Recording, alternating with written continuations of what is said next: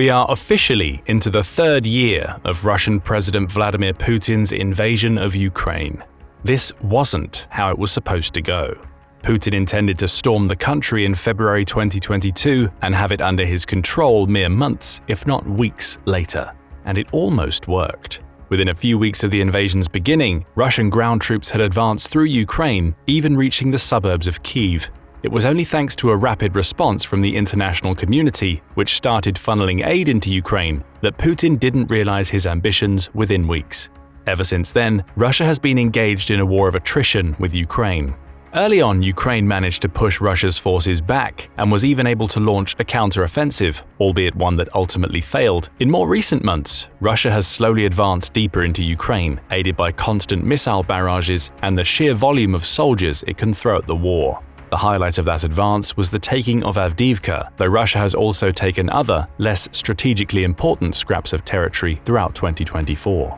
It looked like Ukraine might be on its last legs. Then the United States came to the rescue. After months of political wrangling and infighting, it finally approved a $61 billion aid budget for Ukraine, providing Kyiv with a much-needed injection of military equipment right when it needed it most.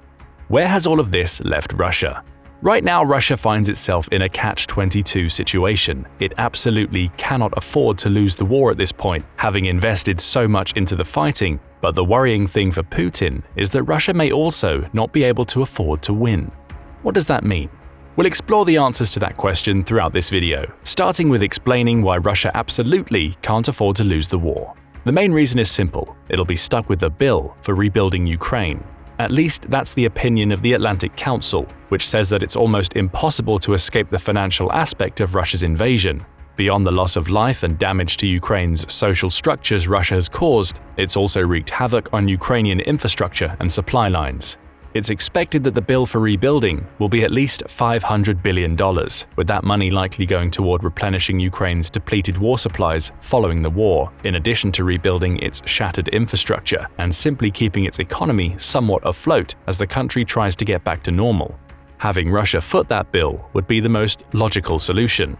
The Atlantic Council points to the possibility of using the $300 billion of frozen Russian assets spread throughout Europe, Asia, and North America to foot some of that massive bill. It highlights that initiatives and ideas are already being proposed by the European Union and the US on how, and if it's even legally possible, to use that money. However, that idea may not hold water. Seizing Russian assets comes with legal problems that those holding the assets may not be able to navigate. Plus, the United States saw a bill pass through its House of Representatives in April 2024 that could lead to the unfreezing of assets it holds to support Ukraine's war effort right now. That money would naturally be unavailable for rebuilding if it's going towards supplying Ukraine as it fights. Still, that would leave about $240 billion. The US holds about $6 billion of Russia's frozen assets to pay for the rebuilding effort. But even that approach comes with danger. After all, it's not like Russia doesn't hold assets from other countries. In December 2023, the Kremlin claimed that it had a list of Western assets it could seize if its frozen assets were used to support Ukraine. It wouldn't say how valuable those assets are, with a Kremlin spokesperson named Dmitry Peskov simply pointing out that there is a list ready should Russia feel that it had to use it. The problem Russia faces if it loses is that it may not have the power to seize those Western assets for its own use. That would just cause further problems with a Western world that already has it on the back foot, inevitably leading to Russia having to ensure the safe passage of those assets to their owners, all while losing its own. But let's assume the asset seizure doesn't happen. Even then, Russia would likely have to pay for what it did in Ukraine as a condition of any peace treaty it signs. And that could present a problem if the West chooses to further punish Russia by tightening sanctions on the country. That could be a legitimate tactic in the event of a Russian loss, as those sanctions could prevent it from rebuilding its military to try another attack, at least in the few years following the loss. Russia has adapted well to the sanctions already placed on it during the war. According to EconPoll, in a report it published on the effect of sanctions in the first quarter of 2024, even before the war, only about a third of Russia's exports were fully sanctioned. And it found innovative ways to bypass the sanctions it now faces. Imports have risen 17%, even as exports decreased by 32%. EconPoll points out that 61% of the sanctioned products Russia imports come from China, showing that Moscow has supply routes in place that could help it overcome the economic burden sanctions place on the country's economy. Though that may seem like good news for Moscow on the surface, there's no denying that sanctions have still had an impact. The value of the ruble has dropped by about 30% since the beginning of the war, with the sanctions imposed by the West also likely to cause long-term technological setbacks and labor shortages. The latter issues will only be exacerbated as the war goes on, with Russia potentially losing more people that could strengthen its industrial capacity. In short, sanctions haven't been as effective as the West may have hoped, but they've still had an impact. And in a scenario where Russia loses, they could be maintained, or even strengthened, to make it even more difficult for Russia to dig itself out of the financial pit it would be in as a result of paying for the rebuilding of Ukraine.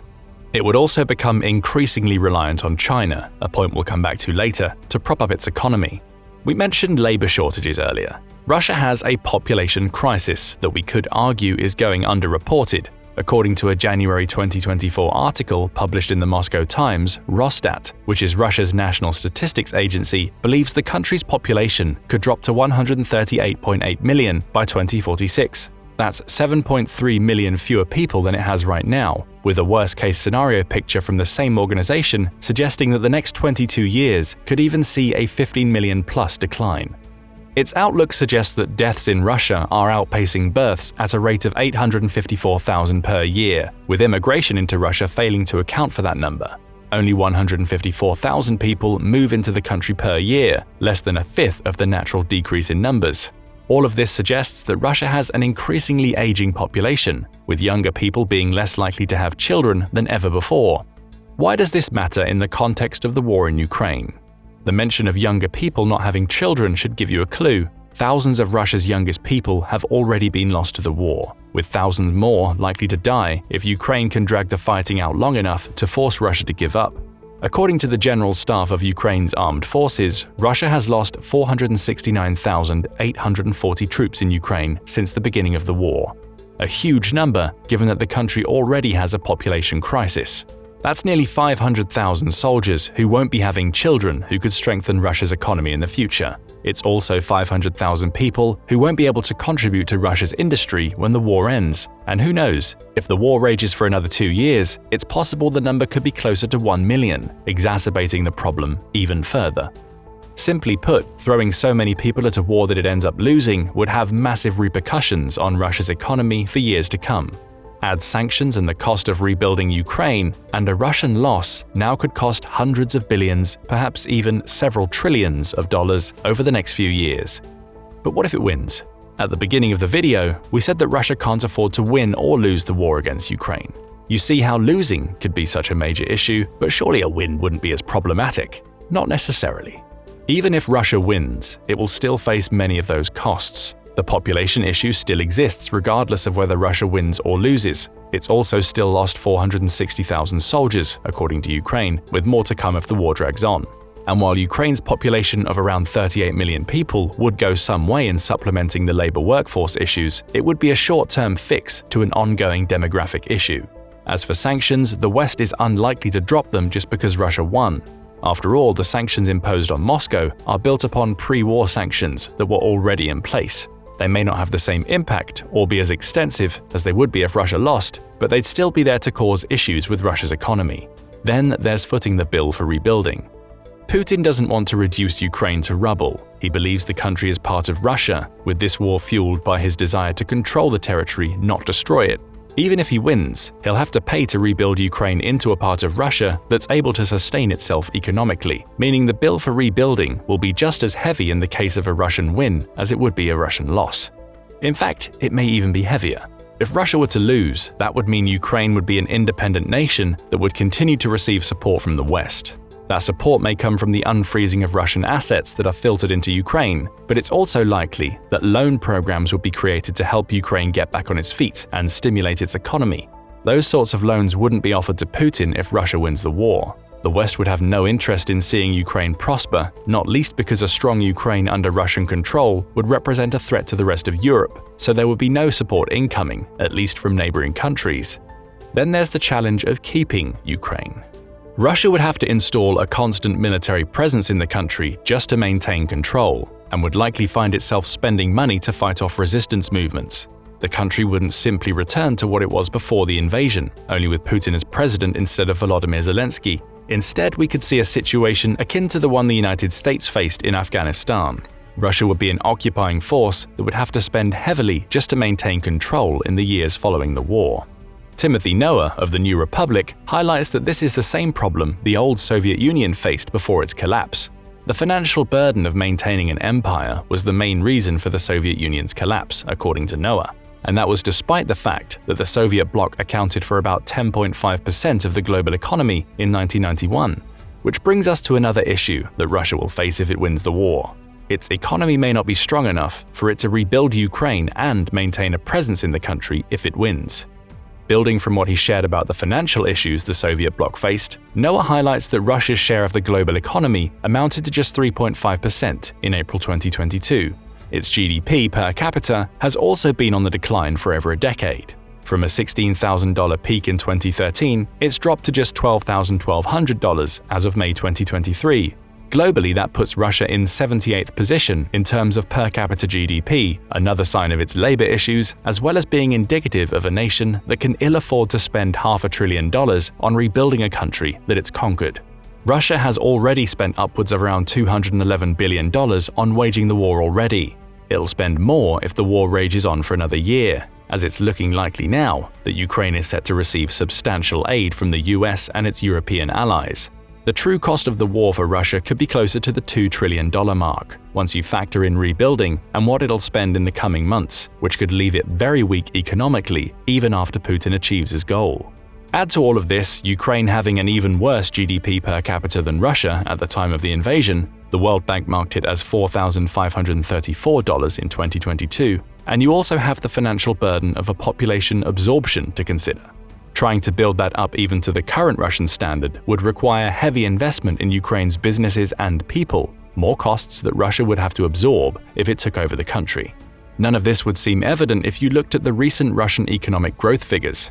Business Insider reports that Russia's GDP in the third quarter of 2023 rose by 5.5% compared to the same period in 2022, suggesting that the country is doing well economically even when waging a war while under Western economic sanctions. It's even set to spend $386 billion on defense in 2024, making it the second highest military spender in the world. On the surface, that makes it seem as though Russia's economy is stronger than ever. How could it not be when the country has such spending power? But that figure isn't all that it appears. None of that growth has come from what Russia produces and sells to the rest of the world. As an article published in The Conversation in February 2024 puts it, Russia's economy is now almost completely driven by the war in Ukraine. The article digs deeper into factors that should have caused the Russian economy to tank.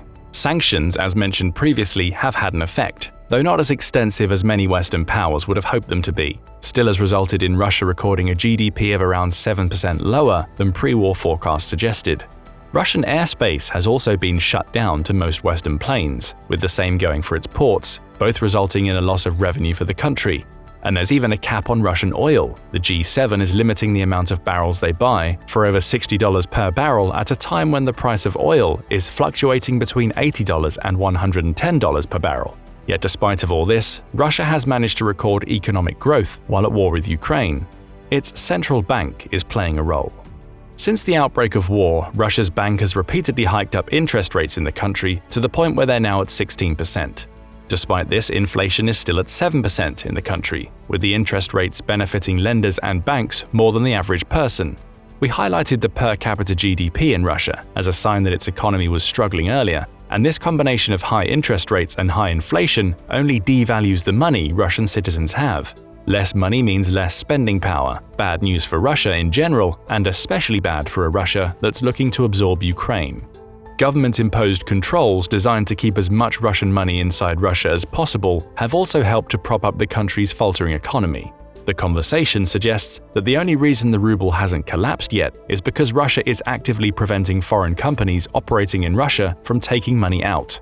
Given that foreign businesses operating in Russia made a combined $213.9 billion in 2022, paying around $3.5 billion in taxes inside Russia in the process, you could argue that they're helping to finance the war, however unwittingly.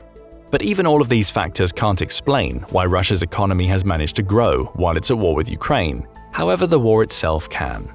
The conversation highlights that public spending in Russia in 2023 reached unprecedented levels, with the country dedicating about 40% of its national budget to the war in Ukraine. Its spending on its military reached 10% of its GDP in 2023 and looks likely to go higher in 2024, with all of that money contributing to its seemingly strong GDP figures. Every ruble spent on military pay, tanks, planes, ammunition, and even compensation for wounded or dead soldiers feeds into the war-based economy Russia has created and ultimately improves its GDP. What happens if the war goes away? Russia wins and no longer needs to fund a vast war machine. But in the process, its manufacturing base could be destroyed. Business Insider expands on the labor shortage issues mentioned earlier, claiming that 5 million able-bodied workers have already fled Russia, resulting in wages rising even as GDP per capita declines. Throw disgruntled Ukrainian workers, who are as likely to rebel as they are to work toward rebuilding Russia, into the mix, and you'd have a severe labor crisis that would only get worse if Russia wins and ends up adding over 30 million people to a population to which it's already struggling to provide jobs, living wages, and a stable cost of living. Then there's the problem with China. A win for Russia would mean that it's increasingly isolated on the global geopolitical scale. We're already seeing evidence of this isolation as the war rages on, thanks to sanctions and the near-total condemnation of Russia's actions within the Western world. That isolation forces Russia to look outside the West for trade partners, which is where China comes in. Beijing has been selling a lot to Russia since the beginning of the war. The country now stands as the largest buyer of Russia's fossil fuels, spending $8.79 billion in March 2024 alone, a sum that accounts for 49% of the fossil fuels Russia sold during the month.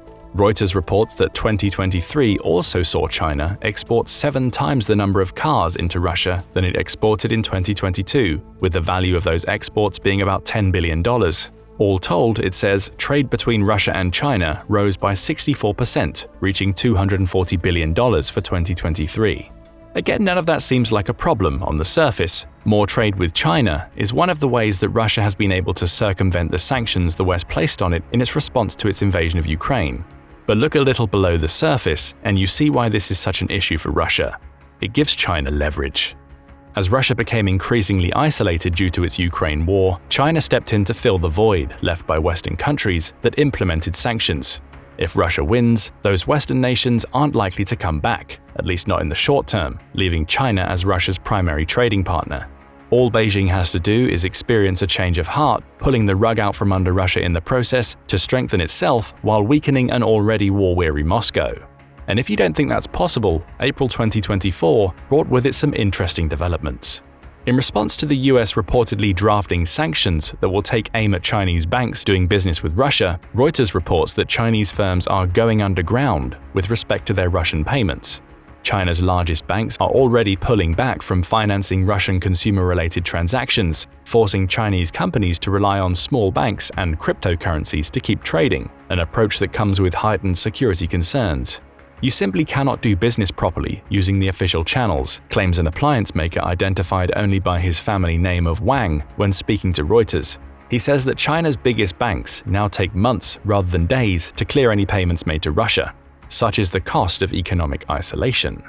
Isolation that, if China plays its cards right, could benefit Beijing as it balances the tightrope between supporting and controlling Russia with trade. So where does all of this leave Russia? It can't afford to lose the war in Ukraine because it would likely face harsher sanctions, the loss of frozen assets, the cost of rebuilding Ukraine, and the fallout from an increasingly dangerous labor shortage in the country. But it also can't afford to win for the same reasons. Russia would still have to rebuild Ukraine. It would still face sanctions, increasingly isolating it and making it even more reliant on Beijing. Either way, the slowing down of its war machine would have a terrible effect on Russia's economy. Its only solution is to keep the war machine churning. Writing for the Sunday Guardian, former British diplomat John Dobson points out that Russia's military volunteers are earning $2,000 per month, 4 times the average wage in the country, with those who have family members who are killed on the front lines receiving $75,000 payouts in compensation. He says that poorer classes in Russia are now profiting from the government's wartime spending, increasing their spending power to the point where Russia's positive economic growth is being propped up by the deaths of its soldiers in Ukraine. Consumer spending rose by 6% in Russia in 2023, a figure Dobson attributes to these wartime salaries and compensation payouts. The question he poses is, will Russia be able to quickly transform its economy back to a civilian-based one when the war ends without causing massive unemployment that destroys the economic benefits that the war has brought? It seems unlikely. As a result, Russia has two options. It can keep the war in Ukraine going, effectively fighting in stalemate conditions for several more years just so its war machine can carry on churning. Or, if it wins the war, it could immediately turn its attention to a war with another country, such as Moldova, so its war machine doesn't have to slow down. What it can't do is lose the war or win the war and then shut down that war machine. The sheer economic impact of either situation could so severely weaken it that Russia would become easy pickings for China or a West that wants to punish it through sanctions. But what do you think? Is the situation as dire for Russia as it seems, regardless of whether it wins or loses its war in Ukraine? Or do you think that it will be able to keep its economy chugging along, even in a situation where it wins and is rebuilding a Ukraine that hates it while trying to prop itself up? Let us know what you think in the comments, and thank you for watching the video.